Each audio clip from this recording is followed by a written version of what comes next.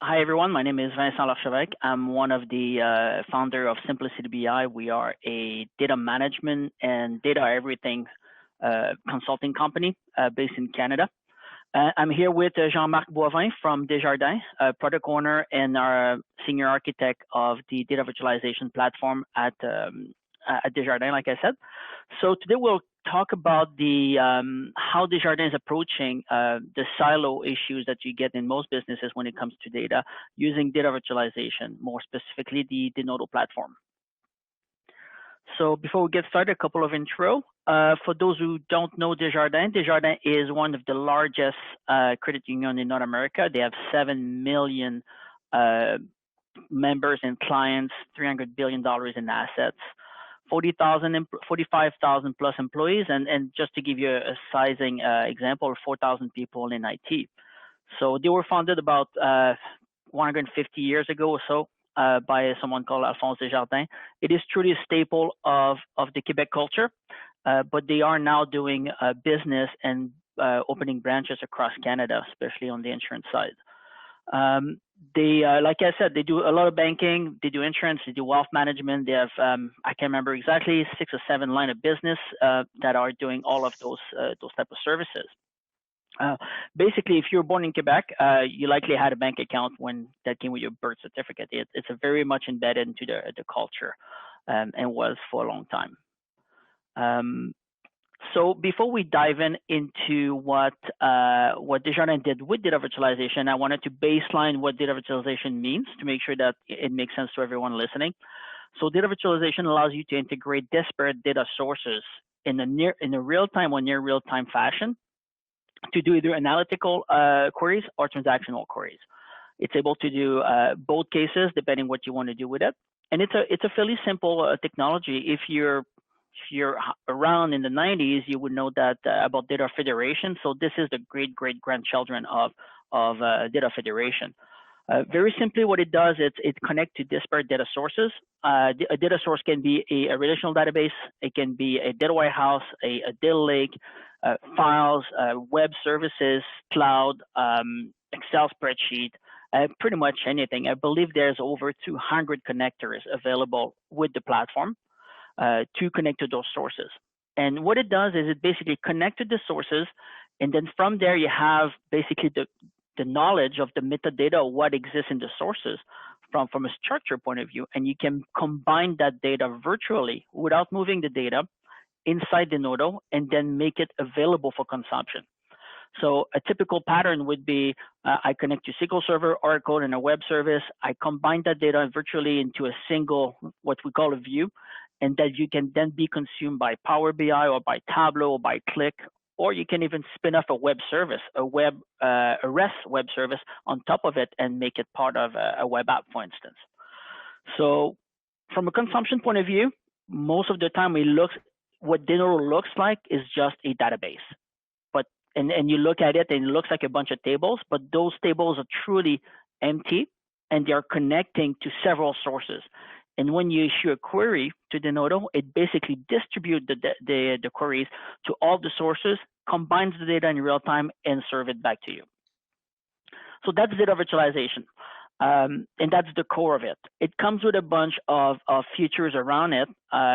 There's a cost optimizer, there's a static optimizer, there's a data catalog that allows you to navigate your data, do the data lineage, be able to see everything that was done to your data.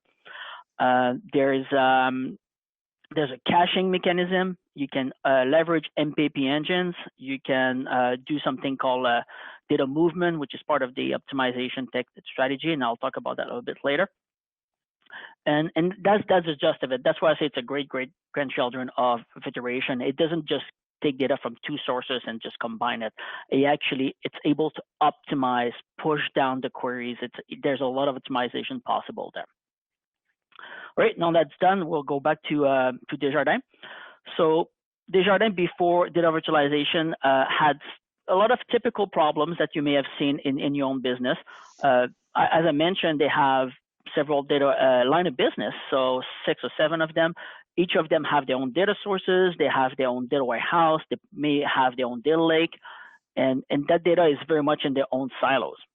And what's going on today is there's an increased need to do cross-line of business analytics. And what they need to do today is they copy the data. They may copy the data between the sources. They may copy the data between the data warehouse in each line of business in order to leverage each other's data. That data movement increases the complexity of your entire infrastructure. Every time you move data, you're creating a new process that you need to maintain. You're creating potential point of failures and so on. And the data lineage of your business gets more and more complicated. And those cross line of business analytical project or even transactional project are increasing over time. So this is just getting more and more complex. So the other challenge or the other thing that needed to be considered here is they needed to have a standardized way to talk across the lines of business. So each line of business have their own definition of a business entity, if you will, and it needs to remain. So inside each of those line of business, it needed to remain that language was still valid. Yet we needed a standardized language to combine the line of business. So how do you do that? How do you not redo the languages yet have a common language to talk across the lines of business? The security is always something that's difficult to manage cross system, and the big problem too is that if you have 7 data warehouses or 6 data warehouses and so on, then you're going to have multiple access. So you may have a Power BI tool, a Tableau tool, a ClickView tool. They're connecting to different places. They might combine themselves the data. So there's a very much of a decentralized data access done by disparate tools in addition of that. And like I mentioned, with the digitalization, sorry, you know what I mean, of the world today, there's an increase in software. There's an increase in new tools coming online. There's migrations happening between like an old system and a new system, and so that landscape of the source data is changing rapidly. So the consequences of all that is basically data governance was not easy. It was a difficult thing to do. Doing any type of cross-source project, especially cross-line of business project, required time to commission the access, to get an approval on everything, set up the physical architecture if you needed to put some physical data copies somewhere, and the increase of maintenance. So every project was taking more time just to even get to the point where we can get started. And like I mentioned, traceability becomes difficult. In short, things were taking too much time, and there was an increased risk that was coming in over time. So typical option was to actually look at a data lake, and a lot of businesses are doing that. They just go get a data lake and they just dump everything they have into the data lake, or they actually create yet one more data warehouse. So they might create a data warehouse to replace them all, or they might create a new one that combines them all. We know that data lakes and data warehouses are known to be projects that are high rate of failure, right? So it's something Gartner says over 80% have failed to meet the expectation. So those are high risk proposition to go. And when you have several data warehouses already, create a new one doesn't feel like the right thing. This is where enter data virtualization and Denodo. So what they needed to achieve with data virtualization, the first thing they needed to achieve was to stop the exponential duplication of data. And copying that data was increasing the complexity. At the minimum, we needed to stop increasing complexity. And this is where DV is inherently does that. That's its job. That is its first use case, is to actually reduce copy of data. Once this is done, it's to centralize the access. That way we can kind of govern the access of data and see what's going on with the data. And data virtualization and Denodo can become what we can paraphrase as a data gateway. It allows you to, you could connect to all of your source system and allow people to just access data through Denodo, and you'd be able to see what's going on in your data consumption across your enterprise. And the third thing was to basically have a way to have more flexibility and simplicity into your approach to data projects. So data virtualization is a paradigm that allows you to actually, over time, get to a point where you get to a development cost saving. So so Desjardins did a few POCs. took the time to actually understand the platform, see what it does, and once they decided to go for this, they actually, the first thing they did is they made it a foundational technology.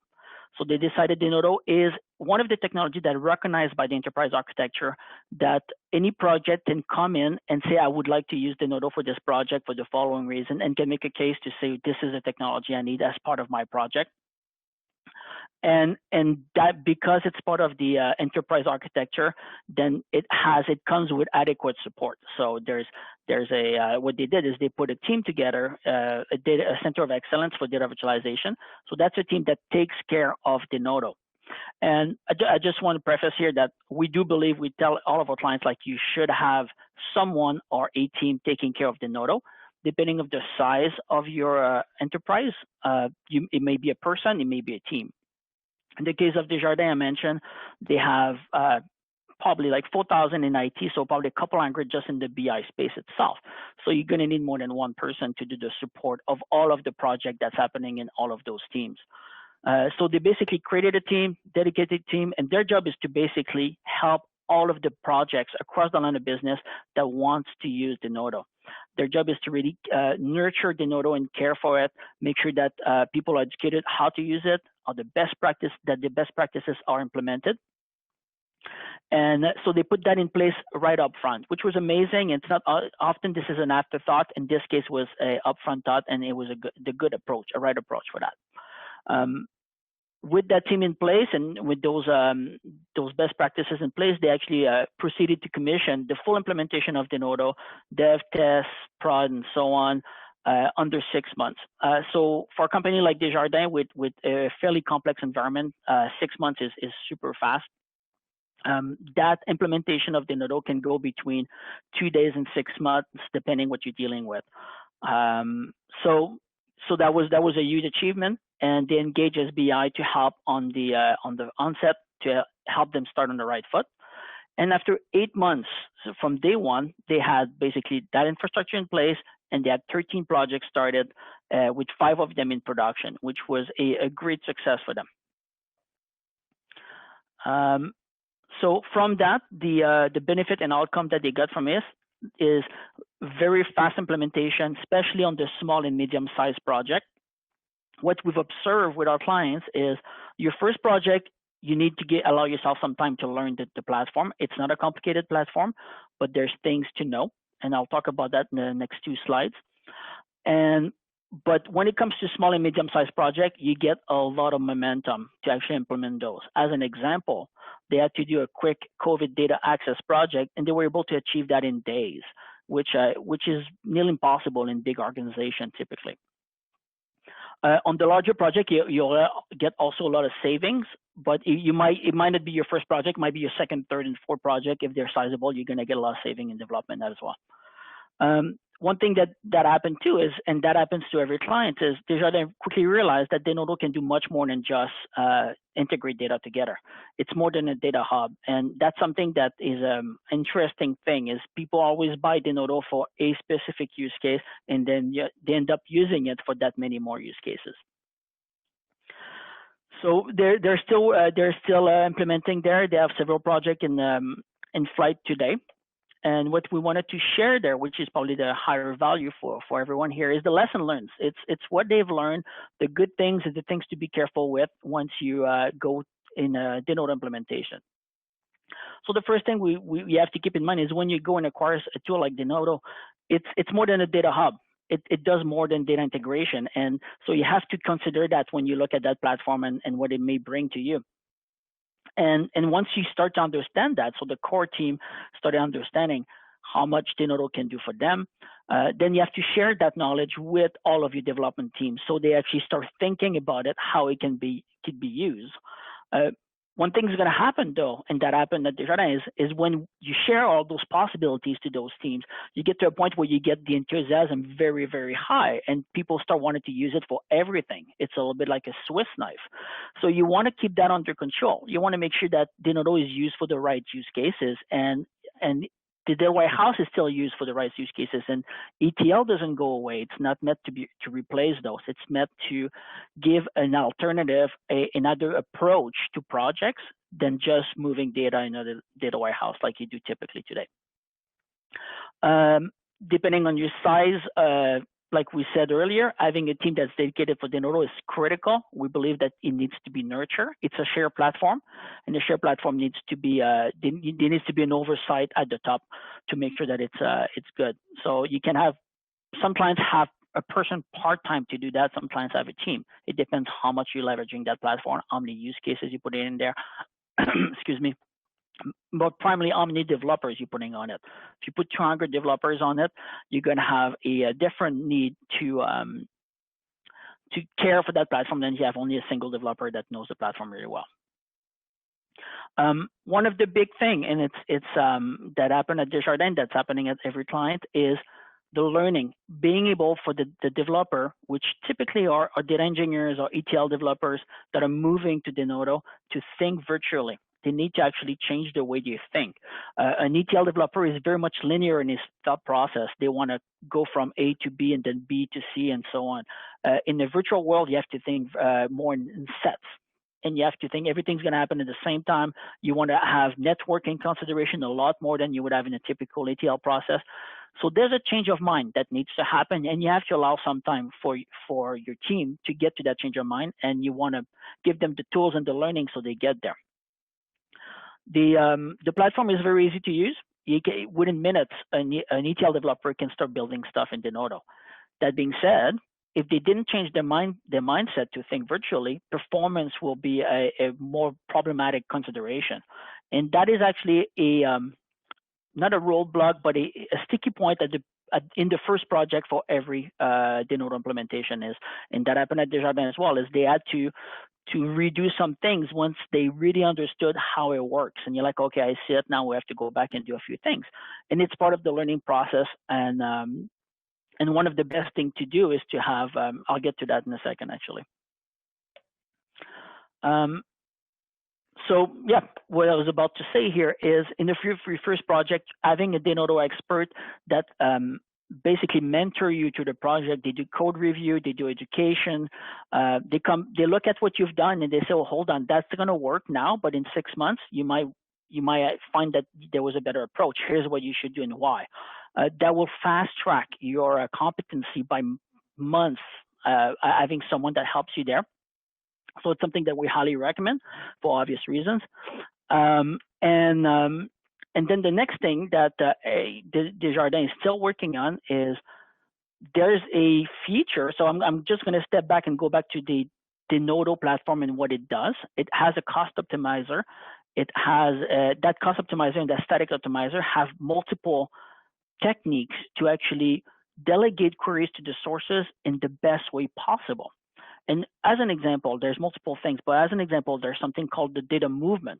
So if you have two data warehouses, one has 1 billion fact table and one has a 100 row dimension, and you need to join those two, the optimal way to do that in order to minimize how much data goes to your network is actually to take that 1,000 rows and copy them in a temp table right beside your big fact table. And then you do the join and you return only 1,000 rows instead of actually bringing the 1 billion rows in memory, the 1,000 rows in memory, and then filter that to 100 row.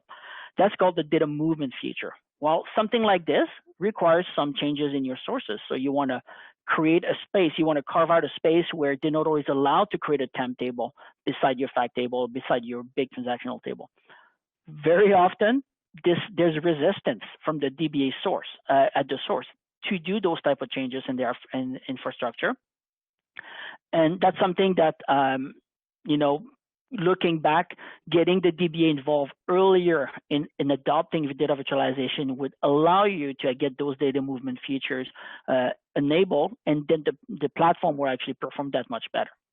So those are the lessons learned from Desjardins that they wanted to share. Get your expert in. Make sure that you share all the learning with your team. Get the DBA involved, and make sure that you start thinking virtually and allow some time for this. This is what we have for this presentation. I'm available for question, and Jean-Marc is online as well to answer any question you may have. Thank you very much. Thank you. Wonderful. Thank you, Vincent and Jean-Marc. So looking at our Q&A, we do have a question. Someone is wondering, can small, medium businesses utilize this? Can it alleviate issues with smaller team sizes? Hi. Yes, absolutely. One of the first use cases we did with Denodo was a smaller business, depending what you mean by small business. But we were able to avoid having an entire data warehouse. They haven't built a warehouse. To this day, they haven't built a warehouse to combine information across different sources without having to have that.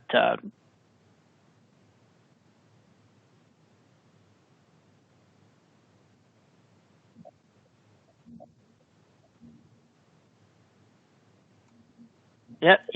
Thank you. Sorry.